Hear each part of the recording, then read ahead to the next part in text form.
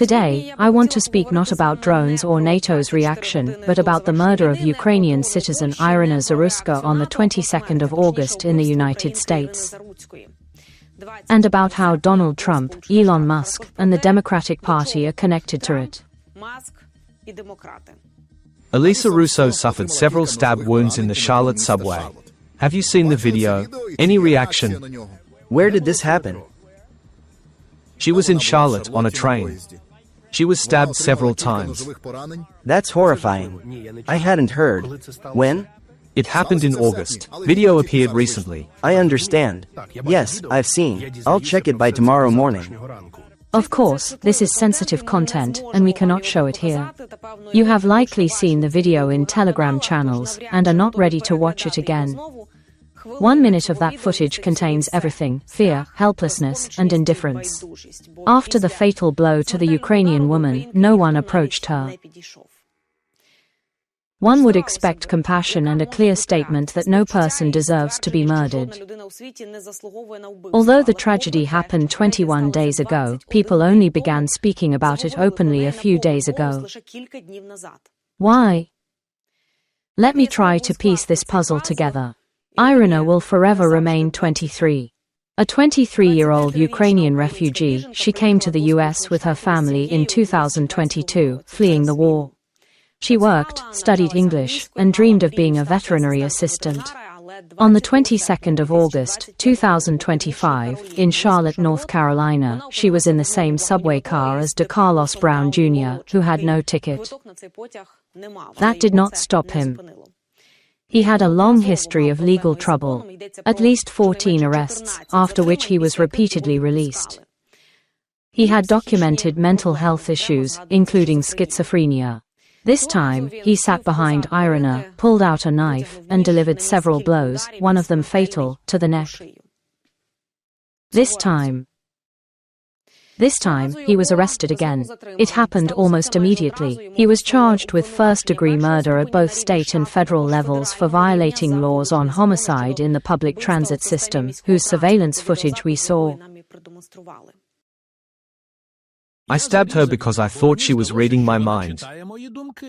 That is what the suspect told investigators about his motive for killing the Ukrainian refugee. Although the story caused outrage, Donald Trump did not blame DeCarlos for the murder, despite calling for his execution, and instead blamed the Democrats. Moreover, Donald Trump seized upon the tragic and heartbreaking murder of the Ukrainian woman as a political opportunity to campaign vigorously for his fellow Republican candidate in the Senate race, claiming with certainty that if the American people choose to elect Michael Whatley, tragedies of this kind and magnitude would never occur again. What methodology the potential senator intends to use to prevent future murders, Trump did not disclose. I saw a horrifying video of a young, beautiful Ukrainian refugee who had come to America fleeing the brutal war in Ukraine.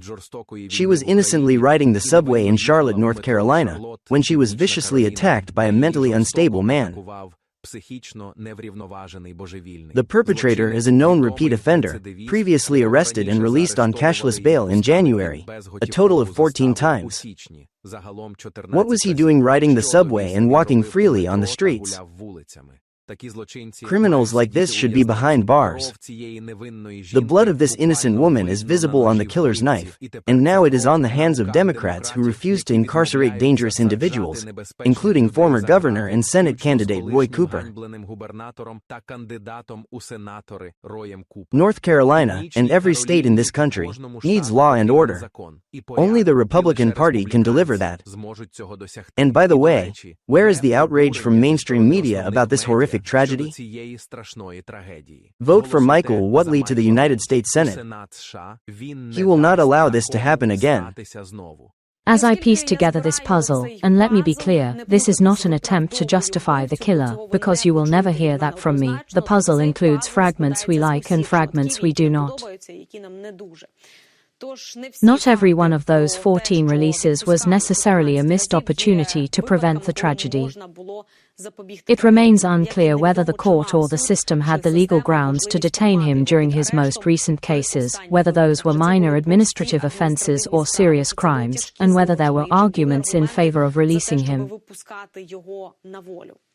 It is unclear why Democrats should bear direct responsibility for this murder, as the case seems used in a broader debate on safety, justice, immigration, and refugee policy, the very issues that brought Donald Trump to power.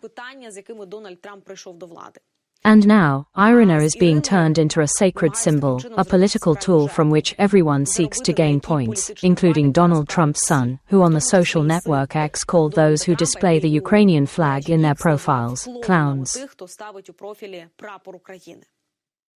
He was outraged that people stayed silent about the murder of 23-year-old Ukrainian woman Irina Zaruska in the U.S.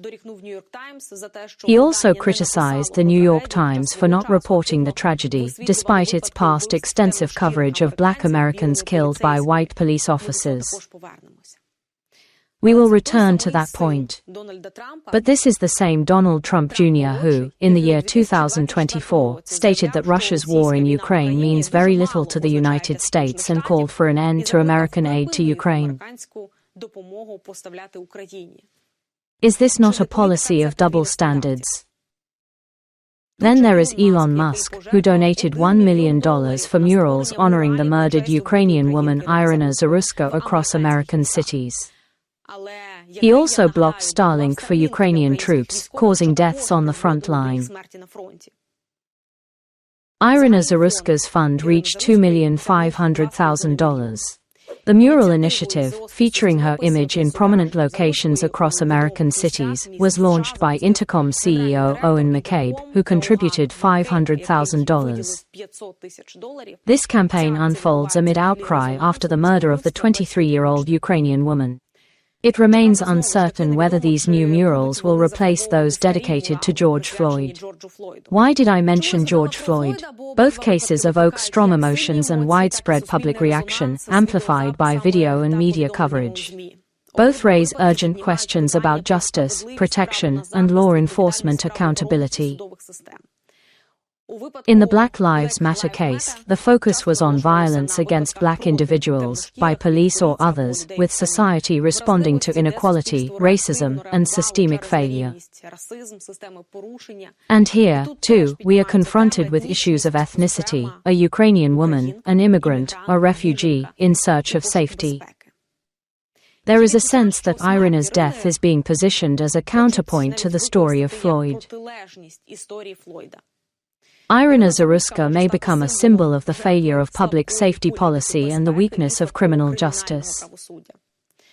For Ukrainians and Ukraine abroad, her death symbolizes tragedy, a reminder that even in a safe country, brutal violence can occur.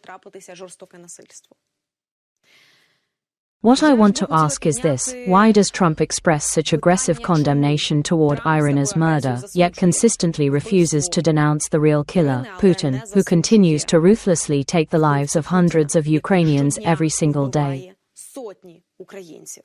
You are absolutely right. In one case, the killer is direct. In the other, the killer acts through intermediaries, his own intermediaries. A mass, maniacal murderer.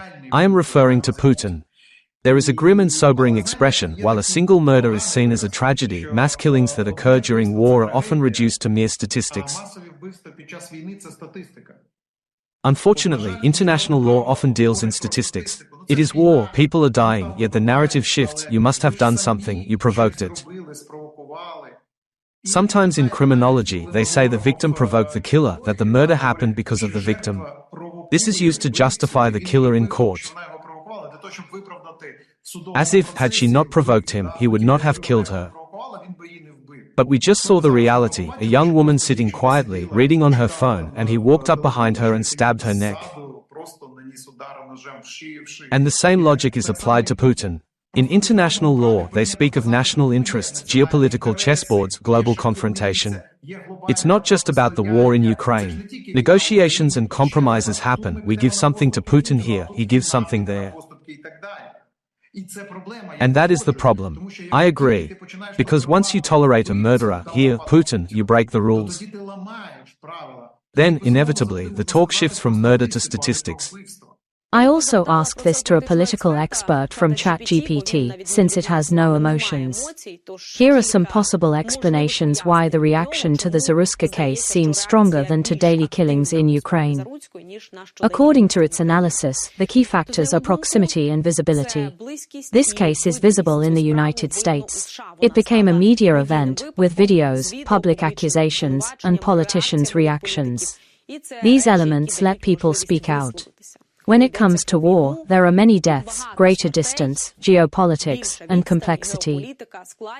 It is harder to respond with general statements or demand specific accountability, especially from domestic politicians in the United States. For Trump, the political advantage likely lies in using this case within the context of his upcoming election campaign. Crime, public safety, citizen protection, criticism of the Democrats, classic themes that resonate with some voters. Timing, scale, and possible direct influence, in short, resolving the Zaruska case, fall under the US, its laws, and courts. Trump can push for laws, suggest changes, and act locally or at the state level. In contrast, Putin's case falls under international law, a framework Trump has shown he won't uphold. Foreign policy, diplomacy, sanctions, these are complex mechanisms, often riddled with obstacles that Trump finds difficult to navigate. But that does not mean we will stop reminding him about the hundreds who have been tortured, executed, killed by tanks, missiles, and drones. And stopping those deaths is also within the power of the US. Again, I express my deepest condolences to the family and loved ones, and urge that Irina Zaruska's murder not be used for US political battles. Out of respect for her memory, and for every victim killed in Ukraine and beyond. See you in 24 hours.